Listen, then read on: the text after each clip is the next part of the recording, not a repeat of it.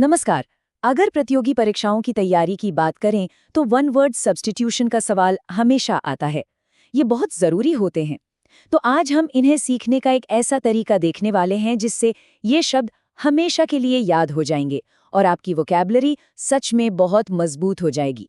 चलिए शुरू करते हैं। ठीक है, तो हमारा सफर कैसा रहेगा? देखिए, हमने इसे 5 आसान हिस्सों में बांट दिया है। हम शुरुआत करेंगे शब्दों के पहाड़ से, जो सबसे बड़ी चुनौती लगती है। फिर हम लोगों और उनके व्यक्तित्व को समझने वाले शब्दों को देखेंगे। उसके बाद हम विचारों और इज्म की दुनिया में जाएंगे। फिर जानेंगे सत्ता की अलग अलग प्रणालियों के बारे में और आखिर में एक ऐसी वोकैब्युलरी टूलकिट तैयार करेंगे जो हमेशा काम आएगी। तो सबसे पहले उस सबसे बड़ी मुश्किल की बात करते हैं जो हम सबके सामने आती है। वो है शब्दों का एक न खत्म होने वाला पहाड़। जब हमारे सामने सैकड़ों नए शब्द आ जाते हैं तो ये सोचना बिल्कुल नॉर्मल है कि भाई इन्हें याद कैसे रखा जाए। तो असली सवाल यही है कि इतने सारे नए शब्दों को बिना कंफ्यूज हुए कैसे सीखा जाए। आज हम इसी पहेली को सुलझाने वाले हैं। देखिए, इसका सॉल्यूशन रट्टा मारना तो बिल्कुल नहीं है। असली तरीका है कनेक्शन बनाना, यानी जुड़ाव। हम ए से जेड तक की लिस्ट याद नहीं करेंगे, बल्कि शब्दों को उनकी थीम के हिसाब से अलग अलग ग्रुप्स में बांटेंगे। इससे क्या होगा, शब्दों के बीच एक नेटवर्क बन जाएगा और उन्हें याद रखना बच्चों का खेल हो जाएगा। तो चलिए अब इसे एक्शन में देखते हैं। हमारी पहली थीम है लोग और व्यक्तित्व। हम उन शब्दों से शुरू करेंगे जो अलग अलग तरह के इंसानी स्वभाव को बहुत सटीक तरीके से बताते हैं। अब ये दो शब्द देखिए, ईगोइस्ट और ईगोटिस्ट। सुनने में एक जैसे लगते हैं, है ना? लेकिन इनके बीच एक बहुत बारीक सा पर बहुत जरूरी फर्क है। ईगोइस्ट यानी अहमवादी वो इंसान है जो हद से ज्यादा सेल्फ सेंटर्ड होता है, मतलब सिर्फ अपने बारे में सोचता है। वहीं दूसरी तरफ ईगोटिस्ट यानी आत्ममुखी वो है जो अपने बारे में बहुत ज्यादा बातें करता है। तो आसान भाषा में कहें तो ईगोइस्ट सोचता है और ईगोटिस्ट बोलता है। अच्छा, अब एक सवाल, वो कौन है जो पूरी मानव जाति से ही नफरत करता है? तो इसका जवाब है मिसैंथ्रोप यानी मानवद्वेषी। लेकिन रुकिए, नफरत की कहानी यहीं खत्म नहीं होती। एक और खास शब्द है जिसे समझना बहुत जरूरी है, और वो शब्द है मिसोजिनिस्ट यानी स्त्री द्वेषी। अब देखिए, ये अंतर जानना कितना जरूरी है। मिसैंथ्रोप वो है जो पूरी इंसानियत से नफरत करता है, जबकि मिसोजिनिस्ट वो है जो खास तौर पर सिर्फ महिलाओं से नफरत करता है। अच्छा, नफरत की बात तो हो गई। अब जरा सिक्के का दूसरा पहलू देखते हैं, यानी वो लोग जो इंसानियत से प्यार करते हैं।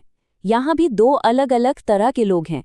फिलैंथ्रोपिस्ट यानी मानव प्रेमी वो होता है जो दान देकर या पैसे से लोगों की मदद करता है, जबकि एल्ट्रुइस्ट यानी परोपकारी वो है जो बिना किसी स्वार्थ के निस्वार्थ भाव से दूसरों की भलाई के लिए काम करता है।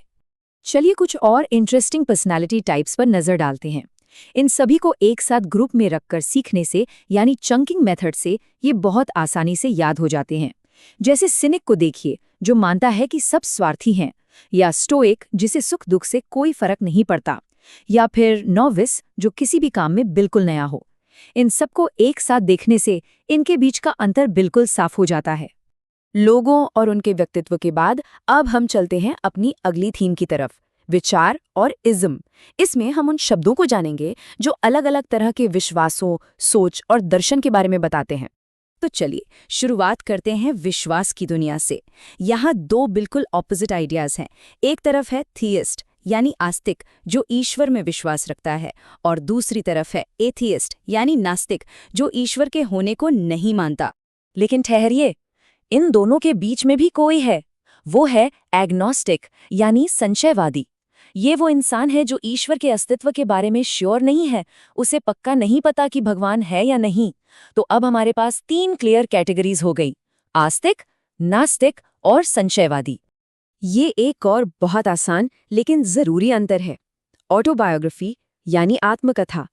यहाँ ऑटो का मतलब है खुद, मतलब जब कोई इंसान अपने ही जीवन की कहानी खुद लिखे, और बायोग्राफी वो होती है जीवनी, जो किसी दूसरे इंसान के जीवन पर कोई और लिखता है। इसी तरह जीवन को देखने के कई अलग अलग नजरिए हैं, यानी लाइफ फिलॉसफीज, जैसे हेडोनिस्ट जिसके लिए जिंदगी में सुख ही सबसे जरूरी है, या फिर पैसिफिस्ट, जो हर तरह के युद्ध और हिंसा के खिलाफ होता है। इन सभी को एक ग्रुप में याद रखने से इनके मतलब बिल्कुल साफ रहते हैं। तो विचारों के बाद अब बात करते हैं पावर की, यानी सत्ता की। समाज को कौन चलाता है, प्रभारी कौन है? चलिए देखते हैं कि समाज को चलाने वाले अलग-अलग सिस्टम के लिए कौन से शब्द इस्तेमाल होते हैं।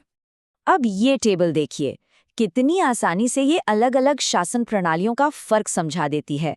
डेमोक्रेसी में सत्ता लोगों के हाथ में होती है, मोनार्की में राजा या रानी के, और एनार्की में कोई सरकार ही नहीं होती। सब कुछ एक ही नज़र में बिल्कुल क्लियर। और अब हम आ गए हैं अपने आखिरी हिस्से पर। हमने जो कुछ भी सीखा है, चलिए उसे एक साथ मिलाकर अपनी वोकैबुलरी टूलकिट तैयार करते हैं। एक ऐसी टूलकिट जो सफलता की राह पर हमेशा काम आएगी। तो सीखने का सबसे स्मार्ट तरीका क्या है? बस ये 3 सिंपल स्टेप्स हैं।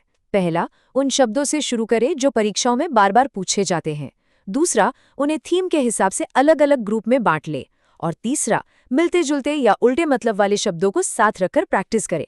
बस ये रणनीति सीखने को एक उबाऊ काम से एक मजेदार खोज बना देती है। पर सवाल ये है कि ये सारी मेहनत क्यों? क्योंकि जैसा कि कहा गया है, लगभग सही शब्द और सही शब्द के बीच का अंतर वास्तव में एक बहुत बड़ा मामला है। ये हमें प्रिसिजन की ताकत बताता है, यानी अपनी बात को बिल्कुल सटीक तरीके से कहने की अहमियत। तो अब इस सवाल के साथ आज की चर्चा को खत्म करते हैं। अब जब शब्दों का ये खजाना हमारे पास है, तो हम इस दुनिया का वर्णन कैसे करेंगे? ये नया ज्ञान हमें अपने विचारों को और भी बेहतर तरीके से दुनिया के सामने रखने की शक्ति देता है।